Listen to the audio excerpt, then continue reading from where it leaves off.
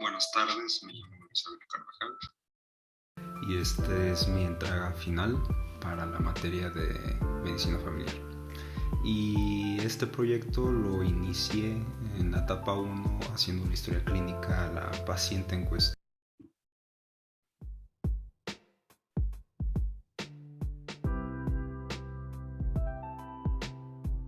Buenas tardes, me llamo Luis Ávila Carvajal y este es mi entrega final para la materia de medicina familiar.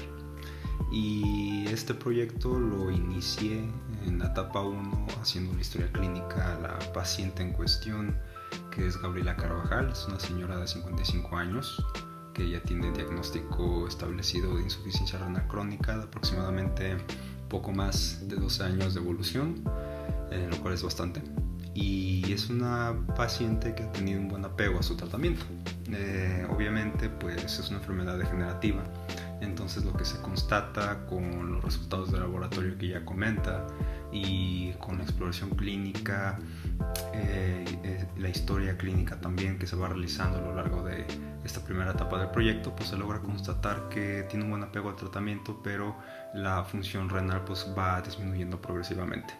Esto es una crisis una crisis paranormativa a la cual la paciente ya está pues acoplada, ¿no? Porque no se esperaba tener insuficiencia renal hace más de 10 años y sin embargo ha logrado mantener bien y acorde pues el curso clínico de la enfermedad, con apoyo de varios nefrólogos y con apoyo dietético establecido por una nutricionista. Pues en sí el tratamiento se mantiene, igual porque él ha funcionado por años, ya más de una década, y él ha preservado su función renal de cierta forma, o sea, va deteriorándose con el tiempo, pero se mantiene. Algo muy importante en el tratamiento de la insuficiencia renal, es que es bien sabido, es el reposo. El reposo porque la insuficiencia renal, por lo mismo de la uremia y detalles como anemia por insuficiencia renal crónica, pues se trata de una condición que debilita al paciente, y entonces para mejorar la calidad de vida se recomienda el reposo. Inclusive hay una publicación que combina la relación entre la falta de reposo con la aparición de insuficiencia renal crónica. Entonces el reposo es muy importante para controlar esta enfermedad. Conforme se va abordando a esta paciente, pues uno se percata que más que nada el detalle que ahorita la tiene un poco estresada y con falta de reposo es que se adoptó a un niño en la familia. Y resulta que esto parte de que la paciente interrogada pues tiene dos hijos, uno menor y uno mayor. El mayor ya tiene 28 años y él ahorita está fungiendo como el papá de un niño, pero que no es consanguíneo. Lo que pasa es que la pareja actual del hijo mayor de la paciente pues tuvo una relación en el pasado con otro hombre, se desconoce quién sea, y quedó embarazada de ese hombre. El detalle aquí es que este hombre la abandonó, así es como lo reporta la pareja del hijo mayor de la señora Gabriela, y entonces el hijo mayor entra para hacerse cargo del niño. Nunca le comentó esto a sus papás. Entonces el hermano mayor, Antonio, se hace pues papá adoptivo sin haber dado previo aviso a los abuelos, ¿no? Y la abuela en este caso pues es la paciente Gabriela, quien se atendió en esta primera ocasión. Entonces esta circunstancia representa una crisis paranormativa porque es una situación que no se la esperaba la abuela, y entonces lo que procede es que ella junto con su marido pues hacen esfuerzos para acoplarse a su rol de abuelos y poder ofrecerle al lactante, de quien desconocían su existencia, pues lo necesario para poder subsistir y adoptarlo. La paciente comenta que fue un proceso difícil al inicio, el hacerse cargo de un bebé que no esperaban y que no es consanguíneo, les fue complicado, pero al final de cuentas desarrollaron mucho amor por el niño y ya lo adoptaron, ya es legal, ya es parte de la familia, y entonces esa crisis paranormativa en ese sentido se logró llevar a cabo de la mejor manera posible. No obstante, la paciente reporta que la principal crisis paranormativa en la cual se encuentra ahorita es que no es el hecho de haber adoptado al niño, sino es el hecho de que ya una vez que está adoptado, pues qué rol se está asumiendo en el cuidado del niño. Resulta que el niño adoptado tiene, pues su mamá se llama Lisbeth y el papá adoptivo es el hijo mayor de la paciente Gabriela, que se llama Antonio. Entonces están Antonio y Lisbeth como los padres, el papá adoptivo y la mamá biológica, juntos haciéndose cargo del lactante. El lactante se llama Antonio también. Y el problema que se detecta es que no hay una adecuada definición de roles acerca de quién tiene que asumir las responsabilidades de padre para hacerse cargo del lactante. Entonces, ¿esto cómo se manifiesta? Se manifiesta de dos maneras. Primero, la mamá biológica del niño, que se llama Lisbeth, ella es la mamá biológica,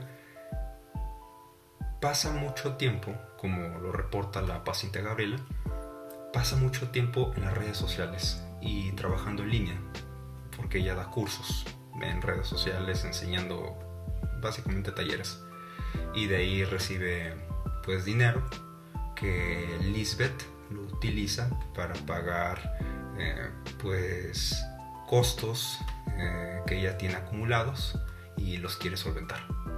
Entonces el hecho de hacer eso está despegando a Lisbeth del cuidado de su hijo, porque ahí viene el segundo aspecto, ¿no? Que mencionaba hace rato. Lisbeth le deja el cuidado del niño 100% en las manos a la abuela. Entonces la abuela es quien lo alimenta, la abuela es quien lo duerme, la abuela... Lo anterior culmina en el hecho de que pues Lisbeth no logra al inicio adaptarse a su rol de madre que debería estar tomando, y entonces la paciente Gabriela termina por asumir el rol de madre, ¿no? En gran parte de los casos. Entonces, pues gran parte del tiempo la mamá termina siendo la abuela, básicamente es eso. Y el detalle aquí es que la condición de la abuela pues no es muy favorable para que ella tenga responsabilidades extra. De hecho, la abuela comentaba en algunas sesiones de las que se realizaron como parte de este proyecto, pues que ella ya no tiene la edad de antes como para andar haciéndose cargo de bebés. Ella porque su primer hijo lo tuvo a los 28 años, el segundo a los 35, y pues ahorita ya tiene 55, ya va para 56 casi. Entonces no tiene la misma condición, la misma fuerza, etc. Así es como lo comenta ella. Y entonces se siente débil, ¿no? Y no reposa lo suficiente, está muy cansada. Y con el contexto dado previamente, entonces procede a explicar la etapa 4 de este proyecto, que es la última. Y esta etapa 4 comienza con un primer punto, que es el estudio de interacción familiar. Entonces aquí se realizan dos pruebas para esta intervención, que es primero el Fases 3, esta prueba que mide adaptabilidad y cohesión dentro de la familia, y esta prueba se aplica tanto para Lisbeth, que es la mamá biológica del lactante, como para la abuela, que es la paciente de quien se hizo la historia clínica, y por esto nos referimos a Gabriela. Entonces los resultados que arrojan las pruebas de Fases 3 para estas dos mujeres es que la familia a la que pertenecen, la que, pues, como ya se habrá visto en los documentos presentados para este proyecto, pues es la familia presentada en el genograma, pues resulta ser relacionada estructurada, ¿no? Esa es la clasificación otorgada por los resultados de la prueba Fases 3, y esto es importante porque indica que hay adecuados grados de cohesión y adaptabilidad que desde un primer inicio a mí me permitieron percatarme de que se trata de una colectividad.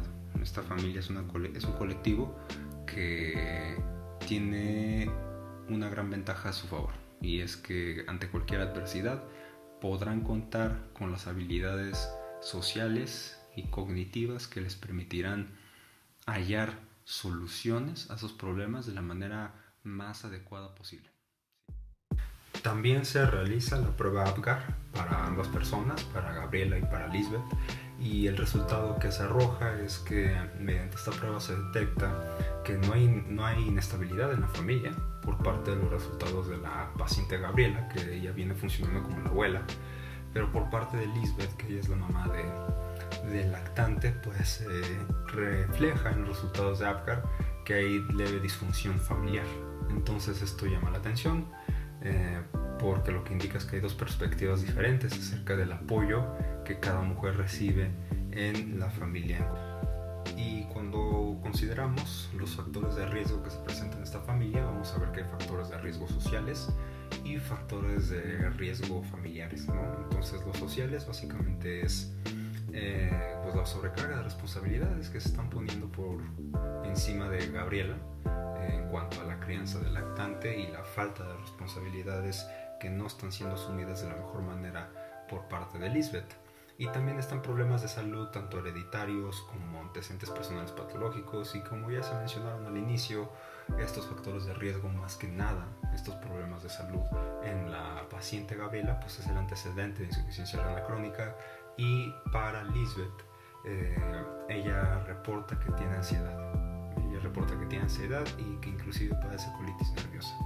Entonces, cuando se considera la clasificación triaxial de la familia, nos podemos percatar que hay ciertas disfunciones. Entonces, primero hay disfunción en el desarrollo de la familia en cuanto a la llegada de los hijos, y esto es lo que se ha venido explicando hasta ahora, que es la falta de asunción de responsabilidades maternas por parte de Lisbeth, y otra disfunción percibida en cuanto al desarrollo de la familia es en cuanto a la crianza de los hijos. Entonces la crianza de los hijos también es otra fase del desarrollo familiar afectado, precisamente porque por un lado tenemos a Lisbeth, que es la mamá y que no está asumiendo las responsabilidades suficientes, y por otro lado tenemos a la paciente Gabriela, que ella es quien está asumiendo la mayor parte de la carga pues materna del cuidado del niño cuando ella es la abuela.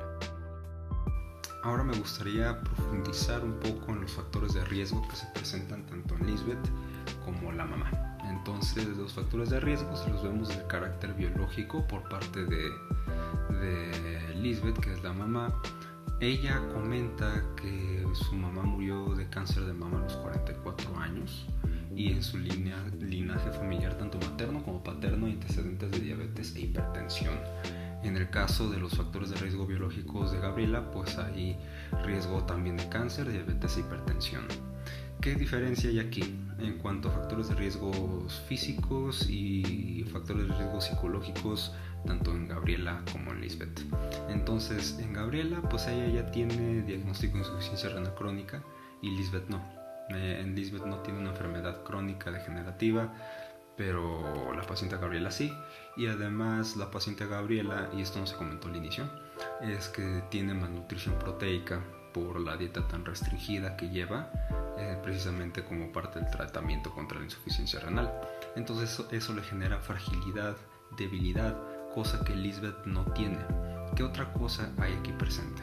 En cuanto a factores de riesgo psicológicos, Lisbeth sí tiene un poco más de riesgo que Gabriela, la paciente, dado que es una persona que ya tiene antecedente de ansiedad y de colitis nerviosa, y la paciente Gabriela no. Entonces vemos por un lado de Lisbeth que el principal problema de salud va a ser psicológico si no se le da intervención en su vida, y en la paciente Gabriela más que nada es un deterioro físico si es que no se otorga un tratamiento oportuno con base en la crisis paranormativa que ya se mencionó anteriormente. Ahora, viendo la factibilidad de realizar una intervención que permita solucionar este problema familiar, pues vemos los resultados de fases 3 y Apgar, que en promedio señalan que es una familia estable de la cual estamos hablando. Eso nos permite, en cuanto a factibilidad, pues diseñar intervenciones oportunas y realistas que puedan ser cumplidas para promover una resolución del problema propuesto lo más pronto posible, ¿no? Entonces esto conlleva el diseño de un plan de manejo en donde a grandes rasgos pues se promueve la educación y la prevención de problemas de salud. ¿Educación en qué sentido? Educación en cuanto a ayudar a los miembros de esta familia a establecer los roles claros que cada quien debe de cumplir para favorecer la distribución de responsabilidades en el cuidado del lactante. Ya una vez que se realizó la intervención, fueron 10 sesiones las otorgadas, y la verdad es que en esas 10 sesiones hubo una muy buena cooperación por parte de la paciente Gabriela y también por parte de Lisbeth, que insisto es la mamá del lactante adoptado. Y básicamente a grandes rasgos a lo que se resume estas 10 sesiones es que se promovió mucho la convivencia en familia, se promovió mucho platicar acerca de las preocupaciones de cada quien entre todos. El propósito de esto era hacer entender a Lisbeth que la familia es importante y que se tiene que alejar uno de las redes sociales para convivir en persona. Eso fue de suma importancia. Lisbeth sí entendió el mensaje. Se comenta por parte de la paciente Gabriela pues que conforme empezaron a salir más frecuente y convivían más en familia, automáticamente la actitud de Lisbeth fue que ella empezaba a dejar las redes sociales. Ya no se conectaba a videocharlas, ya no trabajaba tantas horas en internet. Fue paulatino el proceso, pero sí lo fue abandonando. Y los fines de semana, por ejemplo, que Lisbeth utilizaba para dedicarse a sus redes sociales, ya las dejaba para salir con la familia a comer a algún centro comercial, por ejemplo. Entonces nació de ella el dejar las redes para empezar a interactuar más en familia. A la vez en que se interactuaba más en familia y se empezó a alejar más de las redes sociales, Lisbeth empezó a hacerse más cargo, ¿no? de su hijo, y ya era más quien ella lo cargaba, y Lisbeth a cada rato lo atendía básicamente en lo que el lactante quisiera. Así es como se reporta esta evolución en la conducta de Lisbeth. Ya no le encarga el bebé a la abuela, ella convive más con el bebé, juega más con el bebé, lo pasea más. Entonces definitivamente hubo una evolución muy positiva en cuanto a Lisbeth se haga cargo del bebé. Al final, ¿cuál es la importancia de esto? La importancia de esto es que la abuela ya no tiene la sobrecarga de trabajo de antes, ya no tiene esa presión excesiva que la abrumaba en cuanto a tenerse que hacer cargo de las tareas domésticas y a la vez cuidar del bebé en su plenitud, sino que ya, sigue la abuela tratando al lactante, pero como abuela, no como la mamá. Con todo lo dicho, se puede concluir este proyecto, un proyecto extenso, pero que valió la pena, porque pues al final se logró el objetivo, que es quitarle estrés a la paciente Gabriela para que su calidad de vida mejore. Con las intervenciones propuestas y realizadas, la resolución del problema fue satisfactorio. Se estima que factores de riesgo como la insuficiencia renal crónica de la paciente Gabriela pues no muestra regresión, sino al contrario, va a mostrar progresión, porque pues, es una enfermedad crónica. Sin embargo, con las pruebas realizadas como fases 3 y Apgar en esta familia y los resultados arrojados por esos tests, pues se evidencia que se trata de una familia con cohesión y adaptabilidad adecuados para que puedan asumir las problemáticas que vayan surgiendo dentro de la misma, ¿no? Eso se demuestra con esta tarea, que lograron enfrentar esta crisis paranormativa de la mejor manera, y la calidad de vida de la paciente Gabriela mejoró en ese sentido a pesar de su enfermedad crónica, y Lisbeth logró adoptar un mejor rol como madre del lactante. Esto es por el momento. La verdad es que hay que mantener un seguimiento para que esta conducta se mantenga, porque la verdad es que son muy recientes estos resultados. Se tiene que fomentar un seguimiento constante y oportuno para que esta tradición no se pierda, ¿no? La tradición que acaban de adoptar recientemente de que Lisbeth ya adopte un mejor rol como madre y se aleje de las redes sociales. Y que eso al final ayude a disminuir el estrés por parte de Gabriela, que ya no se sienta tan abrumada. Entonces los problemas que se pueden presentar a futuro es que vuelva a haber una distribución injusta en las tareas de responsabilidad, más que nada en la crianza del lactante entre la mamá y la abuela, y entonces se tiene que enfatizar en que la abuela, así como Lisbeth adoptó su rol de madre, la abuela tiene que adoptar el rol que le corresponde como autoridad en la familia para dejar bien claras estas diferencias y que no haya un abuso, básicamente un abuso de, por así decirlo, nobleza que termine siendo perjudicial en la salud de